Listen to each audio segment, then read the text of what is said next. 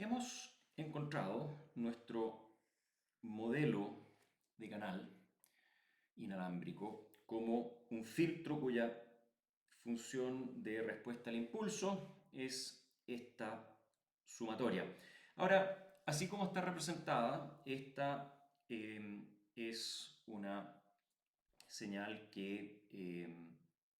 involucra cualquier frecuencia y es en general una señal de pasabanda, es una señal real. Esto es el fenómeno de filtrado, el fenómeno de propagación multitrayectoria que ocurre en una transmisión de alguna señal SDT. Entonces,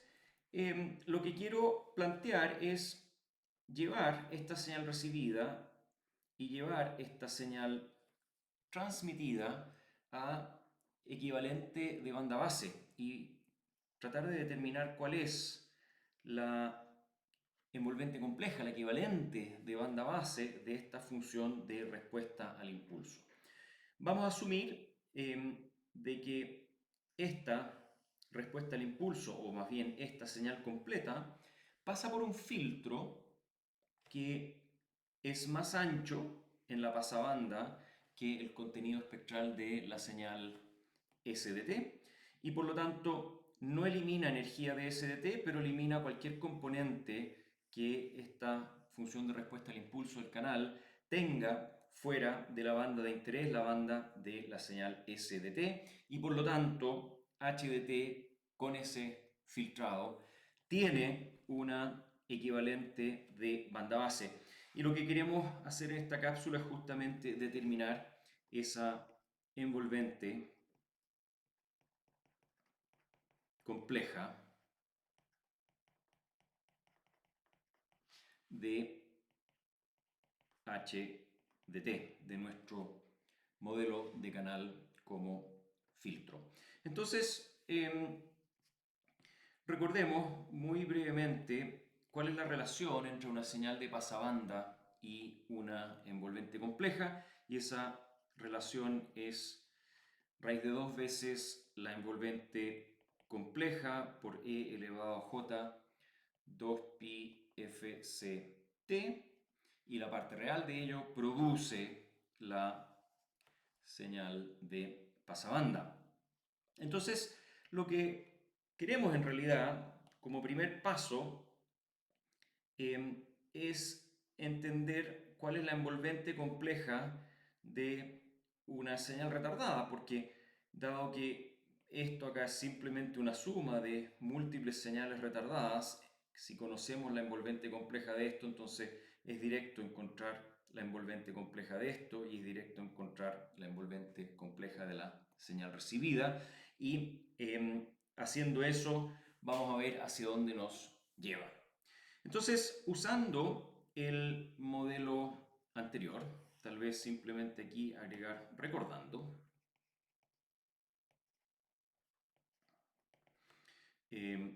y ahora usando lo anterior, simplemente retardamos la señal S de t menos tau n e imponemos este retardo tau n en todos lados donde aparece t en la señal original. Entonces tenemos la parte real de raíz de 2 veces S tilde de t menos tau n multiplicado por e a la j2pi fc t menos tau n. Y aquí en un paso trivial, ¿no es cierto?, separamos esta suma en dos exponenciales separadas. Esto es igual a la parte real de raíz de 2 veces la señal, la envolvente compleja, S de t menos tau n, por e elevado a j, perdón, e elevado a menos j, 2pi fc tau n, por e elevado a j 2pi fc t. Y si es que miramos con detención, nos vamos a dar cuenta que esta expresión de acá tiene nuevamente la estructura de una envolvente compleja, es raíz de 2 veces por una señal, por E a la J2pi FCT, tal cual con la misma estructura que teníamos aquí arriba. Así que esto de acá es la envolvente compleja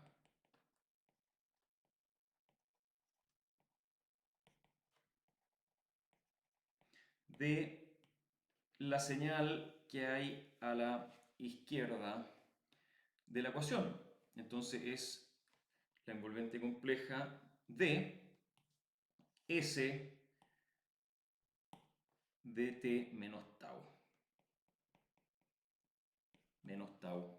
n. Entonces, usando eso y aplicándolo directamente a esta ecuación de acá, que la vamos a llamar asterisco rosado, entonces de aplicando lo anterior a asterisco rosado, se inferimos que la envolvente compleja de la señal recibida es igual a lambda p por la suma de n igual 1 hasta lc componentes de hn s tilde de t menos tau n e a la menos j2pi fc tau n. Y esto a su vez podemos factorizar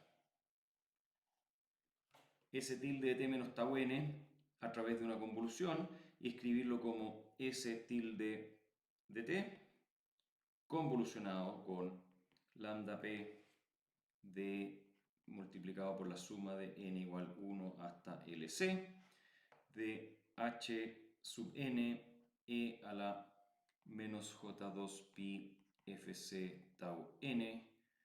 delta de t menos tau n. Y así lo que hemos encontrado aquí es exactamente la envolvente compleja de la respuesta al impulso del canal inalámbrico. Envolvente compleja de la respuesta al impulso del canal inalámbrico. Entonces, con esta expresión ahora, tenemos un modelo que nos permite trabajar la relación entrada-salida del canal inalámbrico a través de envolventes complejas, a través de señales equivalentes de banda base y a través de ello facilitar bastante el análisis. Ahora, hay un par de cosas que quiero comentar todavía sobre este resultado. El primero de ellos es que esto de aquí, que voy a achurar ahora en naranjo,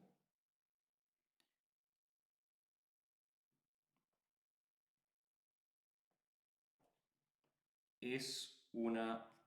fase y la vamos a definir como phi sub n, que es igual a menos 2pi fc tau n. Es simplemente la fase con la cual la trayectoria enésima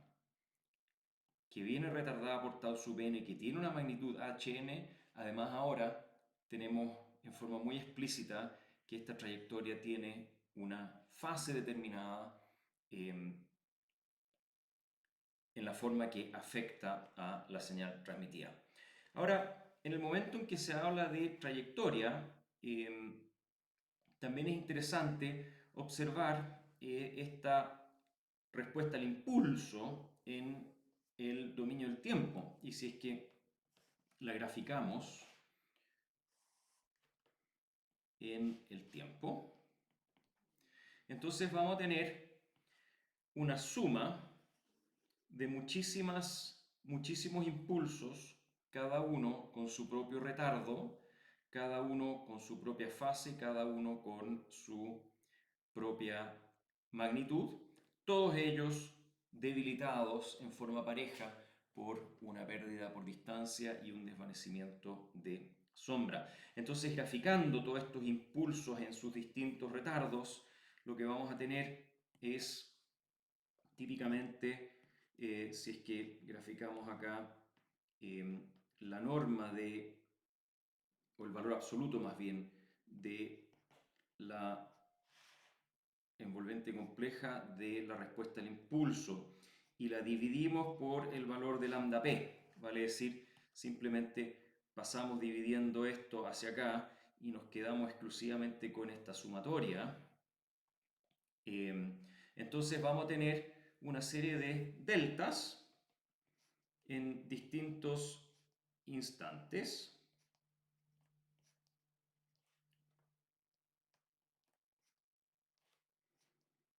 Y en general,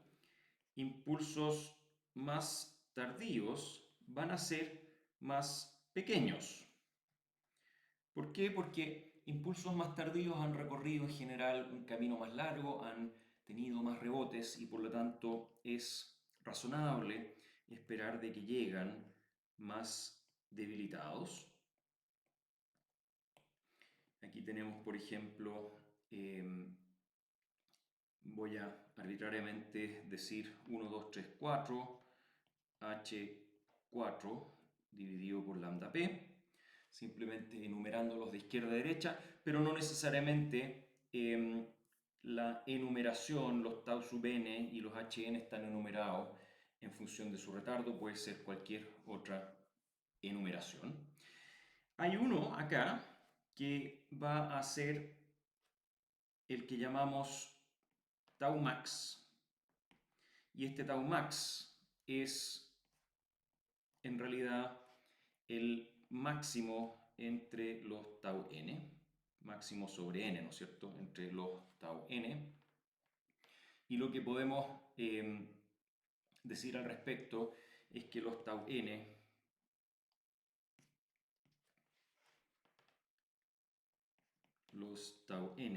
dependen del tamaño del ambiente de propagación.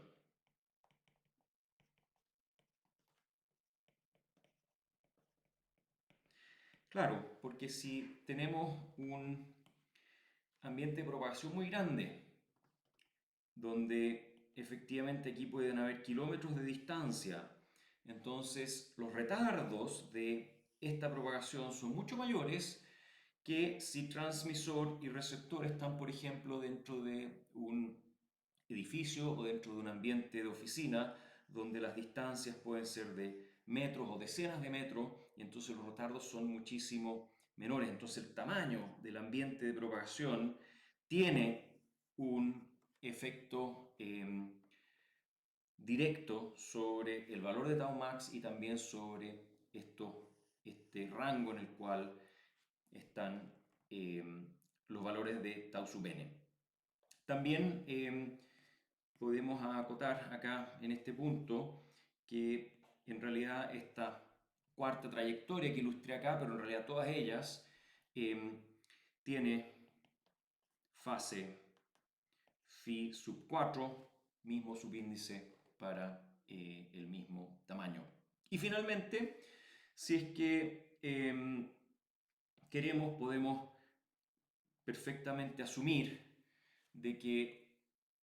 este lambda p vale 1, lo normalizamos a 1 simplemente para simplificar los cálculos en el entendido de que es únicamente un ponderador que si queremos podemos simplemente pasarlo aquí al tamaño de la señal y de esa forma nos facilitamos un poquito la contabilidad de magnitudes y por eso es que acá esto perfectamente lo podemos eliminar y hablar exclusivamente de H4 con su fase Φ4 y así con todas las demás. Esta es la respuesta al impulso expresada en términos de su envolvente compleja y ahora vamos a ver un poquito qué es lo que podemos inferir a partir de este resultado con respecto a cómo eso afecta a un sistema de comunicaciones digitales, cómo afecta a una transmisión de comunicaciones digitales.